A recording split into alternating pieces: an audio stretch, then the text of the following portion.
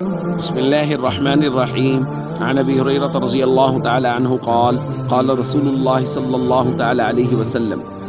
رب أشعث مدفوع بالأبواب لو أقسم على الله لأبره. رواہ مسلم. نبی کریم صلی اللہ علیہ وسلم نے ارشاد فرمایا، بہت سے بکھرے ہوئے بالوں والے، دروازوں سے ہی دھتکار دیے جانے والے لوگ اللہ رب العزت کو اس قدر محبوب ہیں کہ اگر اللہ پر وہ کسی چیز کی قسم اٹھا دیں تو اللہ ان کی قسم کو پورا کر دیتے ہیں۔ دوستو، یہ ہمارے ہی معاشرے کے کچھ افراد ہیں جن کو اللہ کی عبادت اور ریاضت سے فرصت ہی نہیں ہے،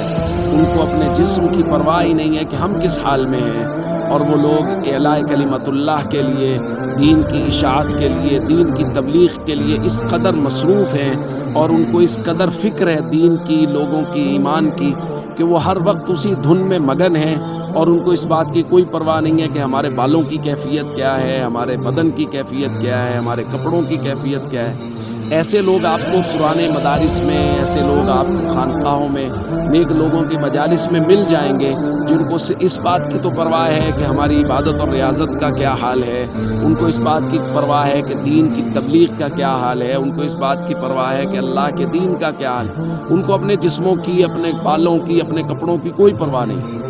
اور یہ لوگ، اللہ کے نبی صلی اللہ علیہ وسلم فرما رہے ہیں، یہ ایسے ہوتے ہیں جن کو دروازوں سے ہی دھتکار دیا جاتا ہے۔ دھتکارنے کا مطلب یہ ہے کہ مطلب وہ سادہ طبیعت کے لوگ ہوتے ہیں، تو کسی جگہ اگر پنچایت بیٹھی ہے وہاں وہ آگے انہوں نے کہا چھوڑیں مولانا صاحب آپ جائیں، یہ آپ کا کام نہیں ہے، آپ اللہ اللہ کریں جا کے۔ تو مطلب لوگوں کو بھی پتہ ہے کہ ان کا کام اللہ اللہ کرنا ہے، تو ایسے لوگوں کے بارے میں اللہ کے نبی فرما رہے ہیں لو اقسم علی اللہ لابرہ، یہ اللہ کو اتنے محبوب اور پسند ہے کہ اگر اللہ پر کسی چیز کی قسم اٹھا دیں گے تو اللہ ان کی قسم کو پورا کر دیں گے۔ اس لیے اگر ایسے لوگ ہمیں ملیں جو عبادت اور ریاضت کی وجہ سے، دین کی تبلیغ کی وجہ سے، اعلاء کلمت اللہ کی وجہ سے ان کو اپنے جسموں کی پرواہ نہیں ہے، اپنے بالوں کی پرواہ نہیں ہے،